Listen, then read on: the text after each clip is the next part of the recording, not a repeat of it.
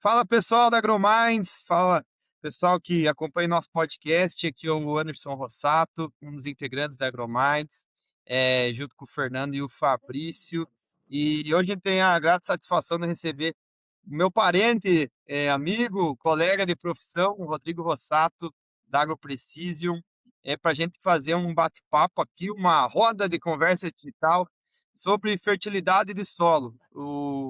O podcast hoje vai ser muito dinâmico. A nossa ideia é a gente comentar um pouco de fertilidade lá do sul e também otimizar o conhecimento do Fernando, não só no sul também, mas hoje muito presente no centro-oeste, e fazer realmente essa roda de conversa aí com foco em fertilidade. Sejam muito bem-vindos, pessoal. Rodrigo, te apresenta aí, né? Tua primeira vez aqui no podcast da AgroMinds. Fala um pouquinho da AgroPrecision, fala do trabalho e te introduz aí para todo mundo que nos acompanha aqui. Primeiramente, então, obrigado aí pela AgroMinds aí por poder a gente estar participando em conjunto aí desse podcast, né? É um prazer estar aqui com vocês, né? Já o Anderson já faz um bom tempo aí que a gente já tem contato. O professor Fernando aí eu conheci no início da minha carreira, né? Quando o professor era consultor de uma empresa de nutrição aqui na região. Foi uma das primeiras Só fera. pessoas aí que me isso aí. Foi uma das primeiras pessoas aí que eu me inspirei, assim, em relação à parte da fertilidade, né. Foi bem lá em 2005, quando eu estava começando a empresa aqui. Hoje somos uma empresa aqui que trabalha em todo o Rio Grande do Sul, né. Já temos atendido alguns clientes no Mato Grosso, alguns clientes em Santa Catarina, a gente está subindo aos poucos. E nesse caminho que a gente traçou aí, né, já vão aí 20 anos aí que a gente está trabalhando, exclusivamente nessa área aí de geração de dados, né, para melhor tomada de decisão. Então é um prazer estar aqui com vocês, né, e dividir essa experiência nessa nossa roda de conversa digital aí. Muito bom, Rodrigo. Então, realmente uma empresa aí que com know-how muito bom aí em todo o Brasil. A gente te acompanha e conhece muito dos clientes. Minha família toda é produtora, dos Rossato lá É. do Noroeste do Rio Grande do Sul, e muitos também clientes aí do Rodrigo da AgroPrecision. E agora vamos entrar na parte técnica mesmo. Rodrigo, comenta, eu acredito que essa importância da construção da fertilidade, e claro, talvez você também pontuar isso, porque não tem como falar de fertilidade para altas produtividades e também para um período que a gente está passando. Eu imagino que com certeza produtores que têm mais fertilidade, que têm mais nutrição elaborada, vão estar muito mais preparados para uma possível seca. A gente sabe que tem certos limites, mas claro, o capricho vai ajudar muito também nesses momentos, igual o próprio Fernando Arpechossi, que fala muito, nutrição vai dar muito mais sanidade, muito mais preparo, né. Então você falar dessa base de construção de fertilidade aí, no sul do Brasil. Tá, joia então. Só para, né, contextualizar um pouco aí então, tem uns dados que a gente monta aqui praticamente todo ano, tá. Nos últimos anos aí a gente atuou aqui no estado em torno de uns 540.000 hectares de solos amostrados aí nos últimos anos, tá. Isso representou 242.000 amostras de solo praticamente. E o que que a gente fez, né, a gente pegou e montou então, planilhou tudo isso, né, e montou gráficos de fertilidade, né, para entender uma questão que eu tenho como aqui no Rio Grande do Sul e talvez na região sul, e não sei se no Brasil não é muito semelhante, que é problemas sérios ainda de fertilidade básica, né.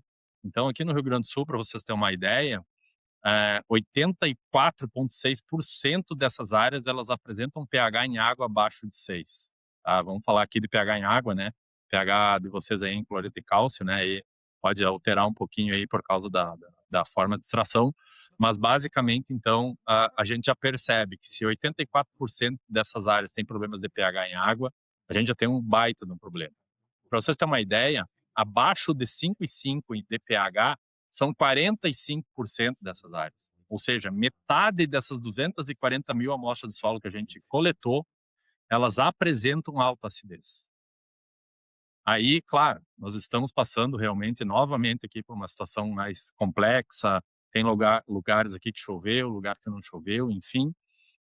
mas a gente percebe claramente que pessoas que trabalham, seja com mapeamento de fertilidade de solo, seja com calagens mais constantes, fazendo análise de solo, fazendo boa interpretação e boa recomendação, a gente consegue realmente, pelo menos, entregar uma estabilidade produtiva um pouco melhor.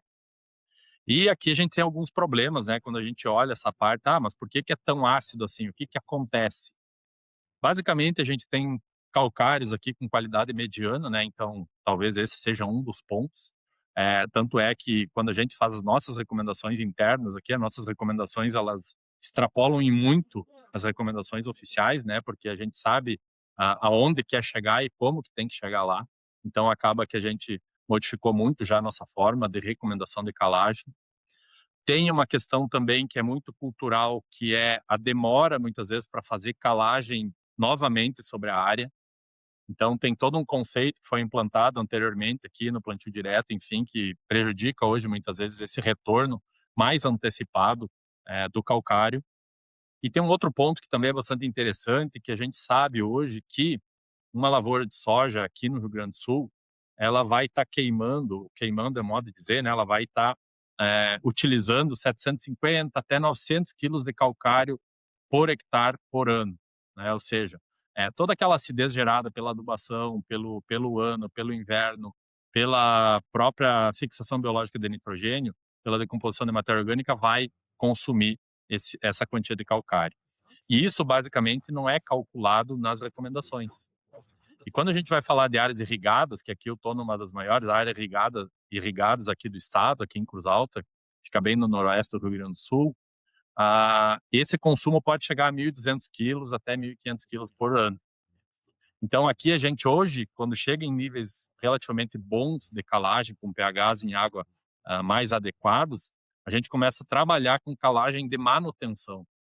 É algo que a gente está implantando aqui, que é o seguinte, cara, tu já conseguiu chegar num pH bom, você vai levar mais 2 anos para voltar nessa área com amostragem novamente. Então a gente vai, muitas vezes, inserir a questão da calagem para suportar essa acidez gerada. Se nós temos problemas de acidez, é lógico que nós vamos ter problemas de fósforo, né?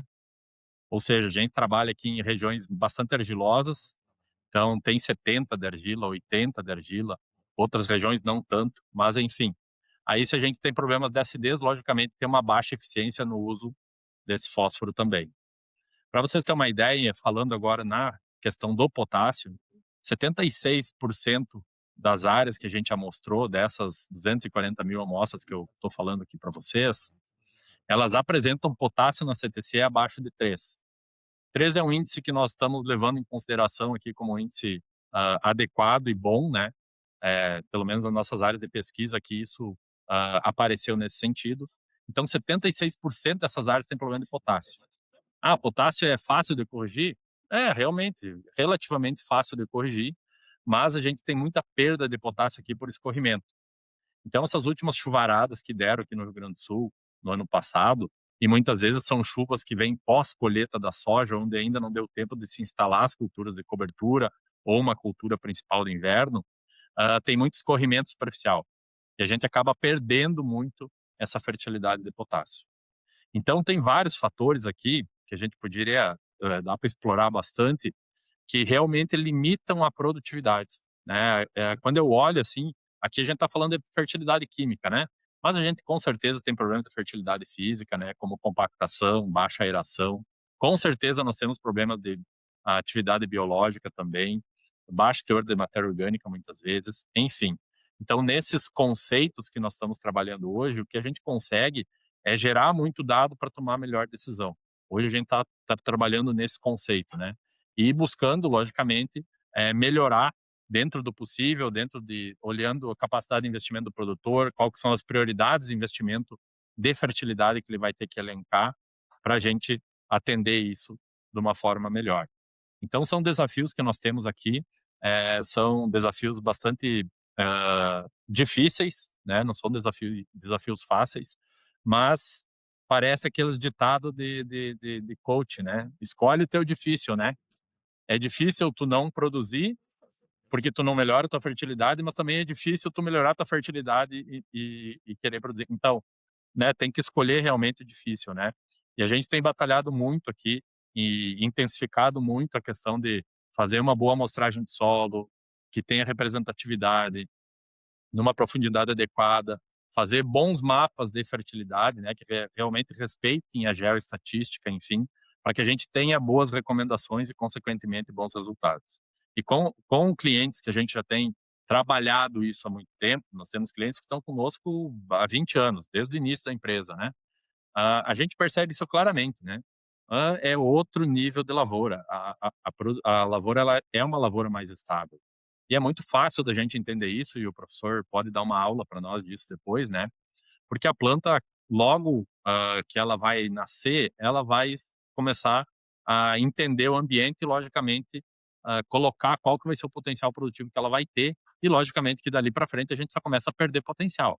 Então, se a gente já entrega para ela um ambiente que é estressante, um ambiente que não favorece ela, seja na fertilidade química, física ou biológica, com certeza essa planta vai ter dificuldades de entregar uma boa produtividade. Então a gente tem buscado, através da geração de informação, realmente atender isso, né, de uma forma muito precisa e, logicamente, sempre olhando a questão de rentabilidade, né. A gente vem de safras muito ruins aqui no Rio Grande do Sul, né, toda a agricultura aqui está em xeque, né, realmente a gente está passando anos, assim, bem difíceis.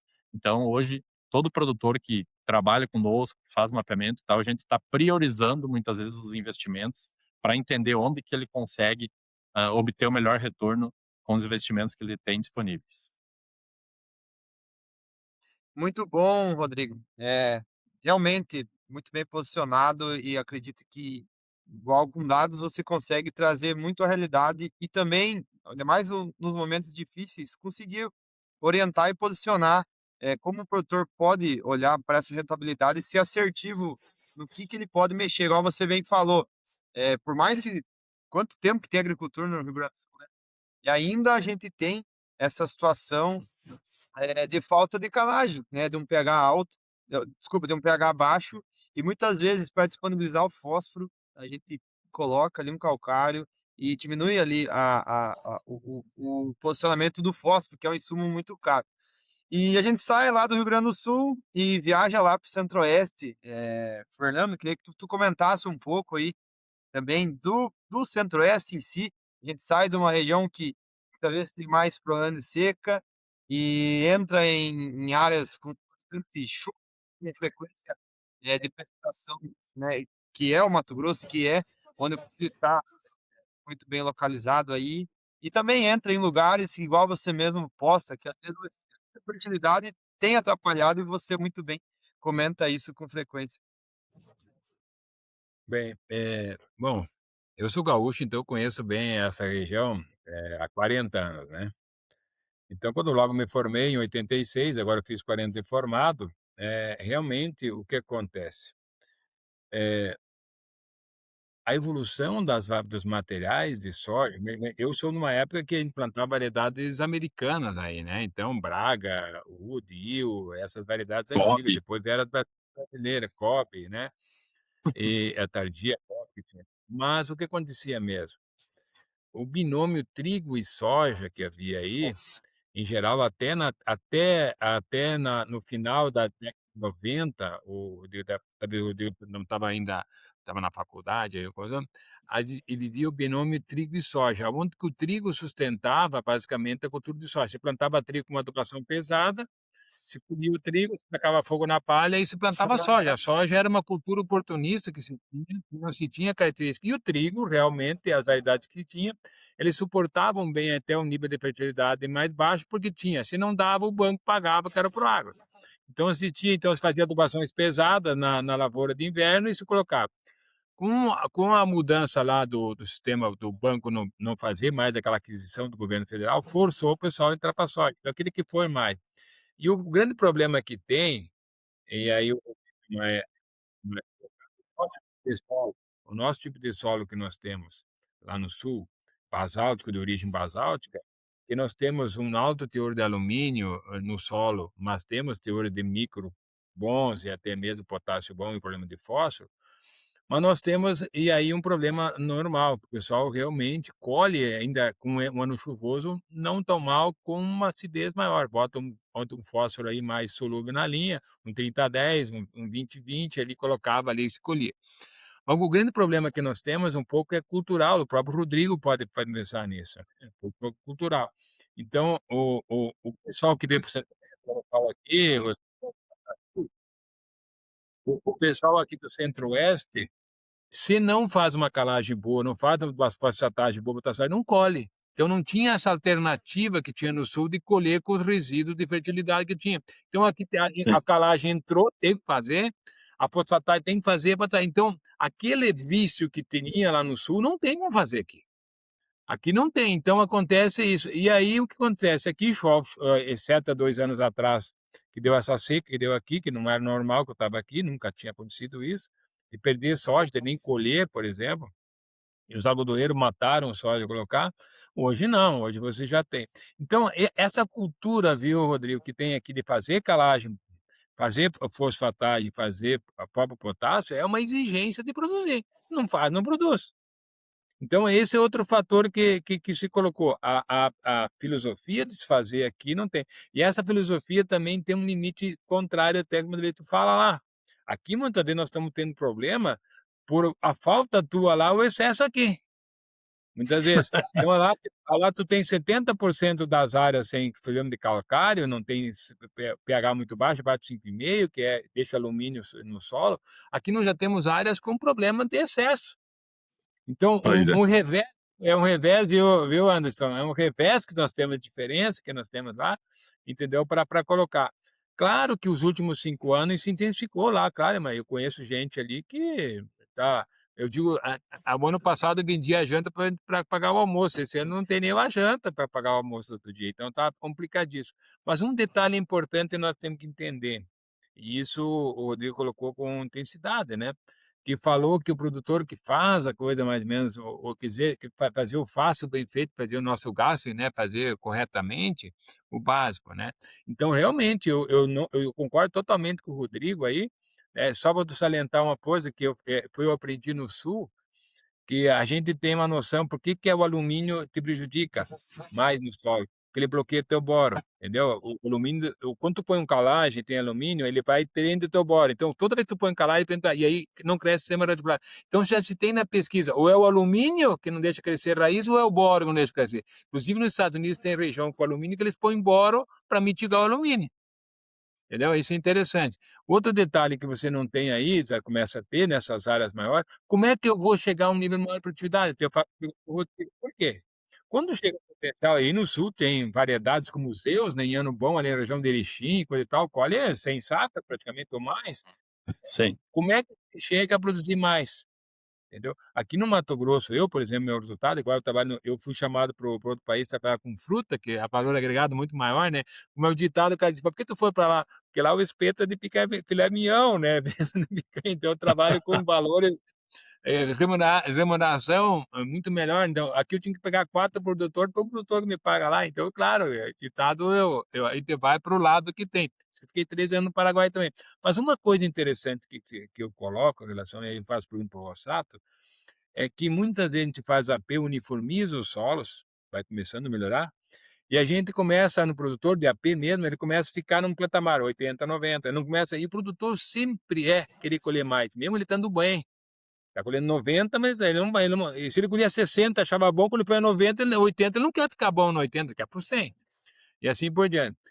Uma das coisas que eu parti para fazer, e você tem um banco de dados muito bom, Rodrigo, eu te indico esses produtores que você já tem um nível bom de tecnologia, como é que você vai descobrir o que tu tem que melhorar? Porque solo é prato de comida, entendeu? Eu, por exemplo, te dar um exemplo, que eu falo sempre com claro que eu trabalho no nível, eu no Peru faço uma análise de solo da uva, eu faço 12 de folha, 2 de raiz, eu tenho isso aí, já mostrei para eles aí, 2 de folha, porque eu começo a trabalhar. Eu estou fazendo um plano esse ano, até é interessante, vou dizer para você, vou fazer algumas áreas análise de soja em 3 estágios, V3, V4, R1 e R5.2, ou R5.4 para ver a dinâmica que tem. Por quê? Eu tenho produtor aí que eu estou adubando bem menos, colhendo bem mais, olhando para a planta. Então a economia também que tu faz assim, Fernando, chegou num ponto, aqui também, no Mato Grosso, a commodity está muito barata. O valor de soja vai estar R$ 100, muitas vezes nem chega a 100 aqui. Então, 80 saco, R$ 8.000, já começa a ficar meio danado para alguns produtores por causa do investimento, entendeu? Então ele vai ter que começar o quê? Cortar isso. Foi esse produtor aí. Esse produtor esse ano aí, tá? Faz a conta aí, Rossato, tu que é bom de matemática, faz 4.500 hectares vezes 8 sacos de custo a menos. Quanto que deu isso? Quantos sacos de soja? 32 vai dar uns 40 mil sacos? 40.000 sacos. Imagina, economizou isso de gastar e está colhendo 10 sacos a mais. Meu, foi por causa disso, não é porque eu sou bonito, né? Estão mostrando para eles também, então fazer análise de folha. E é interessante, como é que eu defini o que eu tenho que botar? A minha planta é prioridade. Onde vai no médico a planta? Entendeu como é que é? Muitas vezes o que acontece? Nós temos que começar, e na fruta é isso aí, eu uso o solo para calcular a dose, mas não uso para recomendar, para colocar. Então, Rodrigo, eu te dou uma dica interessante, sim, é uma dica, não é conselho, né? Que a gente dá dica interessante.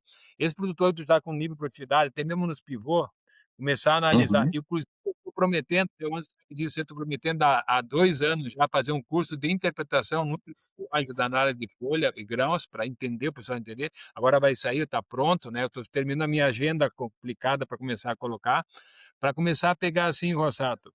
Tu tem análise de folha, análise de solo, análise de grão. Vou dizer assim, como é que você maneja isso para, principalmente, colocar, desaportar e aportar o que é correto. Isso é importante, porque muitas vezes você chega lá, será que eu teria que botar isso? Não, a planta vai começar a te dizer. Se eu usei na fruta, muito interessante. Por quê?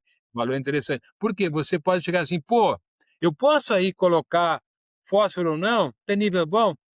No solo tu vai colocar a reposição, mas se o nível na planta está alto, tu pode não colocar, entendeu? Isso é uma economia grande que você tem, entendeu? Economia grande que você tem. Não só disso, de outros nutrientes também, calagem, assim, no mais, que a gente força muitas vezes por causa disso. Então, eu acho que então aqui no Mato Grosso nós temos uma situação, claro que agora com a situação de crise também vai começar a faltar calagem, faltar isso, faltar isso, mas a cultura, viu, antes que teve, de fazer calcário, fazer fosfatagem, e tanto que no Mato Grosso aqui, quem fazia algodão, todo ano era uma tonelada super simples, era a regra. Super simples, 1 tonelada.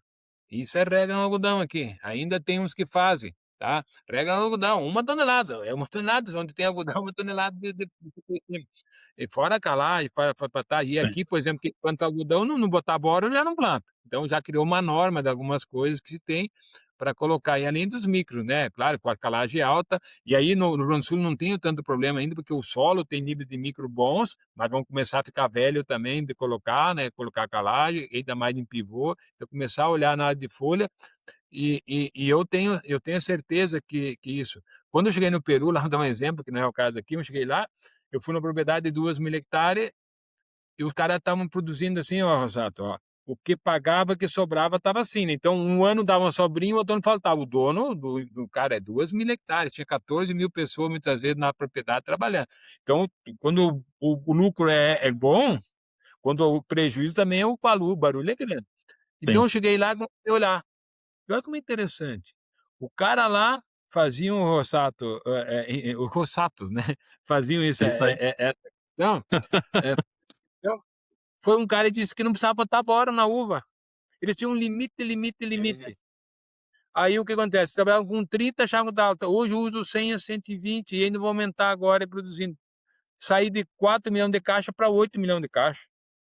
Reduzir a adubação. Então, muitas coisas, muitas vezes, e aí é interessante quando tu fizer algum dia assim, ó, Fernando, dá uma orientação para nós, uma de folha aí, fazer um live para vocês mesmo. Também, o Anderson me conhece, né? Eu sou movido a desafio, não preciso, não estou mais, como é que é, diz um amigo meu, entrando em mar eu não entro no rio manso só de correr, eu quero já desafio, porque já parei dessa vida de ter ficar na fruta para trabalhar com isso. Então, eu gerar tecnologia é o meu desafio, ver as coisas, não cair na mesmice. Então, Rossato, eu acho que um caminho interessante, você está com pivô aí, é começar a olhar a planta, entendeu? Começar o que a tua planta te Uhum. dizer, está te falando, vai começar a olhar o grão também, vai te dar algumas informações. Por quê?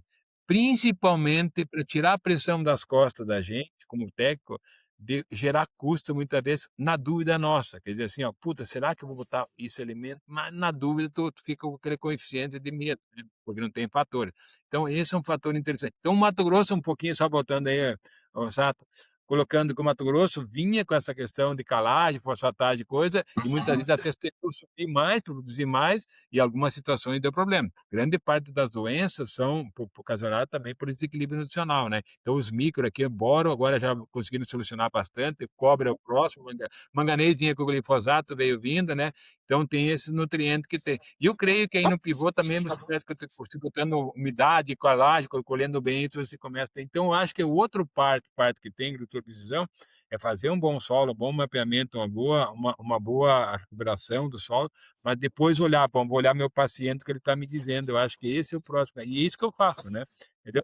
Eu tenho, pra você ter uma ideia, o cara disse: "Ah, eu tenho tantas análises de folha", né, eu tenho por talhão e subtalhões, mas eu tenho uma propriedade que tem 100 hectares, tem 5 subtalhões de 20 e eu tenho 13 análises fora de cada subtalhões, entendeu. Então eu tenho um volume de dados muito grande para. E por quê? Uma caixa de uva, viu, uma caixa de uva é $8,2. Se eu aumento 500 caixas, é mais ou menos como aumentar 250 sacos de soja por hectare, entendeu? Entendeu? É muito dinheiro para colocar. Tu imaginou aí, ó, uma empresa com 2.000 hectares vai faturar $200 milhões, mais de R$ 1 bilhão, entendeu? Com um lucro de 30%, já é uma margenzinha bem boa de lucro para ter isso aí, o 40%, vai dar mais de 40%, porque o preço da uva está muito alto. Então, eu acho que nós temos que evoluir. Eu acho que isso que o Rossato falou uma coisa interessante. O muito produtor ainda não faz nem o basicão, tem que fazer aquela análise, fazer a correção, então Nossa. estão correndo. Mas aqueles que você já está no segundo degrau, já tem que pensar o que nós não vale só fazer aquilo que nós vinha fazendo para aqueles outros chegar, mas também tentar elevar para aqueles outros que nós podemos colocar. Por quê? Se nós começamos com a irrigação, aportar melhor, produzir melhor, esse produtor também, numa situação de preço, que eu chamo assim, não as 200 pila o saco, mas agora a 100, Uhum. ele começa a ter economicidade. Então é mais ou menos. Então, muito bom, Fernando, muito bom. É, dar todo esse panorama aí do Mato Grosso, do Centro-Oeste. E você também conhece muito bem o Rio Grande do Sul, aqui juntou três gaúchos, Maravilha. meio no Centro-Oeste, um no Sul, um no meio ali no Centro-Oeste e um no extremo norte aqui. Aqui onde eu tô, em Roraima, são áreas de fronteira, áreas com também fertilidade bastante fraca. E sim, a gente tem diversos desafios como logística. Eu acho que um bate-papo de fertilidade, igual a gente estava falando aqui, ele tem um mundo muito diverso para a gente percorrer, porque a gente tem que sempre olhar para a rentabilidade, né? E a gente tem que, eu gosto muito de falar de sistema, até depois eu quero que o Rodrigo comente mais sobre o sistema aí no Rio Grande do Sul, Uhum. porque a o sistema que vai moldar a fertilidade, do produtor rural. Então aqui, resumidamente, são áreas, de abertura, então a gente está revivendo tudo que vocês viveram já há muito tempo atrás, e com desafios logísticos muito grande, calcário extremamente caro, muitas vezes a gente tem que fazer o produtor tem que fazer gambiarra para conseguir produzir, que é baixas doses de calcário, porque é o que ele consegue, né. Então, vem a crise e o produtor precisa fazer porque é o que ele consegue. Então, hoje as margens totalmente apertadas, calcário, a gente teve bastante problema de qualidade, é coisa que eu nunca imaginei que ia passar, chegar aqui e não achar calcário com PNT maior de 80, e não tem outra opção, tem que fazer, É. né. Então, acontece muito isso na prática, e a gente começa a usar outras tecnologias como hidróxido, para o produtor conseguir passar. Então, acho que esse é o grande ponto dessa discussão, que a gente pega 3 cenários e sempre defendendo a rentabilidade do produtor. Claro que sempre a parte técnica ela tem que ter a partir dos dados, e a gente vê sim uma melhora dos produtores têm investido em calcário, de qualidade, em correções muito bem feitas. A gente também teve esse problema aqui, do pessoal tá colocando muito fósforo, Fernando. E a gente não precisava, daí quando começou a fazer análise, baixou o fósforo lá embaixo, porque já tinha demais, e começou a se colocar calcário, o dinheiro do fósforo ia para o calcário, e disponibilizava o fósforo que já estava ali. Então a gente tem todo esse cenário também. Aqui uma região muito baixa, abaixo de 100 metros de altitude, tem desafio